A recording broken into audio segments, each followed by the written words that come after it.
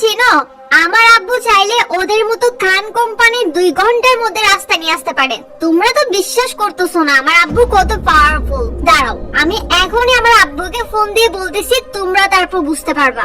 গতকাল সকালেও কোয়েলের আব্বু খান কোম্পানির আব্বাস খানের সামনে দাঁড় করানোর মতো কাউকে পায়নি।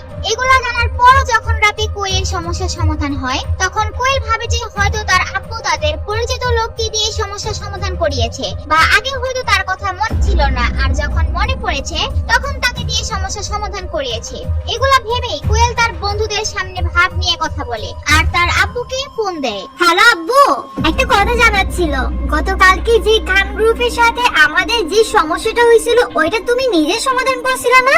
আরে না, কি বলিস? খান গ্রুপ তো অনেক পাওয়ারফুল। ওদের কোম্পানি যদি ছোটখাটো হইতো তাহলে তো আমি সাথে সাথে তোর সমস্যার সমাধান করে ফেলতাম। আর ওদের সাথে যদি আমি কোলাইতে পারতাম তাহলে কি তোর আমি খান কোম্পানির মালিক টাইমের সাথে কি আটকা রাখতে বলতাম? কোয়েল তার আব্বুর কথা শুনে একদম লজ্জা পেয়ে যায়। কোয়েল ভাবতে থাকে তার বন্ধুদের মাঝখানে কিভাবে তার আব্বু এই কথাগুলো বলতে পারে। কোয়েল একটু আগে যে পরিমাণ ভাব নিচ্ছিল, এখন তার আব্বুর কথা শুনে তার মুখ একদম বন্ধ হয়ে যায়। তাই সে তার রুমের এক কোণায় গিয়ে তার আব্বুর সাথে চুপি চুপি কথা বলা শুরু করে। আব্বু, তুমি তো কারো কাছ থেকে সাহায্য নাওনি, তাহলে কিভাবে আমাদের সমস্যাটা সমাধান হইলো? কোয়েল তার আব্বুর কাছে আবার জিজ্ঞেস করে। কোয়েলের তার আব্বুর কথা বিশ্বাস হচ্ছিল না, তাই সে তার আব্বুকে জিজ্ঞেস করছে। এরপর তার আব্বু বলে, আরে আম্মু, আমি যে তোমার সমস্যার সমাধান করতে পারতাম তাহলে তো সাথে সাথে সব ঠিক করে ফেলতাম। আমি কি জন্য তোমার আব্বাস খানের ছেলের সাথে রাত কাটাতে বলবো? আরে আব্বু, তুমি আবারও এই কথা বলতেছো? একটু আগে আমি আমার বন্ধুদের সাথে ছিলাম তখনই এই কথা বলছো, এখন আবারও তুমি সেই কথা বলতেছো। তুমি কেন আমার বন্ধুদের সামনে আবার ইজ্জতের ভাড়াটা বাজাচ্ছো? আমার বন্ধুরা সব শুনতেছে। কি তোমার বন্ধুরা শুনতেছে? আম্মু, আই এম ভেরি সরি, আমি বুঝতে পারি নাই।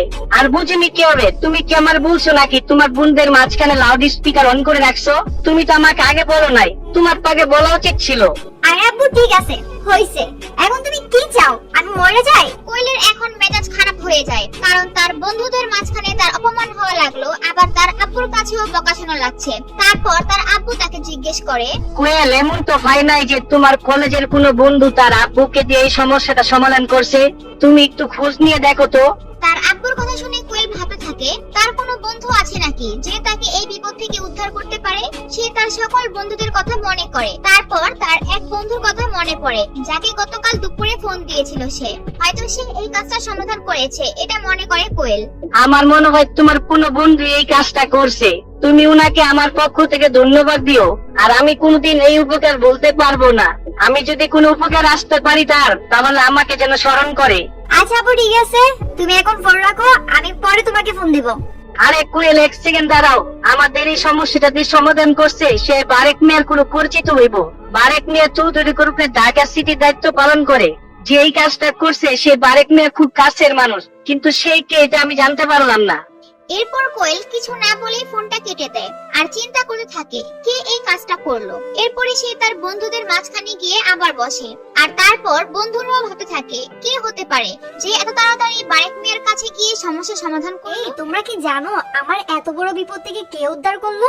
এটা শোনার পর প্রিমিস হাসতে থাকে আর চুপচাপ বসে থাকে। আর কোয়েল তার সমস্ত বন্ধুদেরকে জিজ্ঞেস করে, কিন্তু কেউ তার কথার উত্তর দিতে পারে না। এরপর প্রিমিস ও তার বন্ধুরা কোয়েলের বাসায় খাওয়া দাওয়া করে বের হয়ে যায়। আর ঠিক ওই দিন বিকেল বেলা ভূমিকা নামে একটা মেয়ে প্রিমিসকে ফোন দেয়। ভূমিকা হচ্ছে প্রিমিস যেই কলেজে পড়ে সেখানে তাদের একটা টিম আছে, সেই টিমের লিডার। আর প্রিমিস হচ্ছে সেই টিমের একজন মেম্বার। যখনই তাদের গ্রুপের কোনো কিছু লাগে তখনই প্রিমিসকে দিয়ে তারা সকল কাজ করিয়ে নেয়। আর ঠিক এখনো তাই ভূমিকা প্রিমিসকে ফোন দিয়েছে। হ্যালো ভূমিকা, বলো কি হয়েছে? আমাকে কেন ফোন দিয়েছো? কল দিছো কেন? মানে তুমি আমাদের টিমের মেম্বার, তুমি জানো না আমাদের কত কাজ পড়ে আছে? শোনো, আমাদের কিছু জিনিস লাগবে যেগুলো তুমি এক্ষুনি গিয়ে বাজার থেকে নিয়ে আসবা, বুঝছো? আমাদের কিন্তু অনেক কাজ পড়ে আছে। প্রিমিসের ক্ষমতা আর প্রিমিসের যা ব্যাংক ব্যালেন্স আছে সেটা যদি ভূমিকা জানতো তাহলে কোশ্চেন কালেও ভূমিকা প্রিমিসকে এইভাবে কথা বলতে পারতো না। আর এই প্রিমিস এতটাই সহজ সরল যে তার কাছে এত কিছু থাকার পরেও সে চুপচাপ তার কথা শুনলো। আচ্ছা ঠিক আছে লিডার, আমি এখনই সব জিনিস নিয়ে আসতেছি, কোনো সমস্যা নাই, সঠিক সময়ে সবকিছু পেয়ে যাবেন। এরপর প্রিমিস যখন তাদের গ্রুপের যত কাজ ছিল সব শেষ করে বসে, হঠাৎ করে প্রিমিসের সামনে একটি সুন্দরী মেয়ে এসে বসে। আর সেই মেয়েটি প্রিমিসকে বলে, হ্যালো, আমি অদিতি, আপনাদের গ্রুপের নতুন মেম্বার। আমি ভূমিকার ফ্রেন্ড। ও আমাকে এখানে ওয়েট করতে বলতেছে। ও আচ্ছা আচ্ছা, আমি প্রিমিস। প্রিমিস মেয়েটিকে দেখে অবাক হয়ে যায়। এত সুন্দর একটি মেয়ে প্রিমিসের সাথে কোনো অহংকার ছাড়াই কথা বলছে। প্রিমিসের এই পোশাক দেখেও তার সাথে খুব সুন্দর আচরণ করছে। প্রিমিসের সামনে যে মেয়েটি ছিল সেটি প্রিমিসের এক্স গার্লফ্রেন্ডের চেয়েও অনেক সুন্দর। আর মেয়েটি প্রিমিসকে দয়া দেখিয়েও কথা বলতেছে না, প্রিমিসের সাথে সম্মানের সাথে কথা বলছে।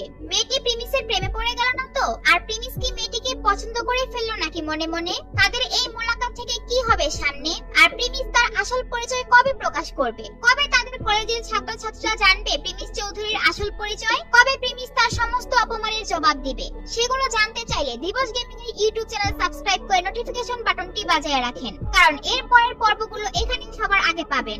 আর গাইস, আপনারা দিবস গেমিং এর এই ভিডিওগুলো কোন জেলা থেকে দেখছেন তা অবশ্যই কমেন্ট করে জানান।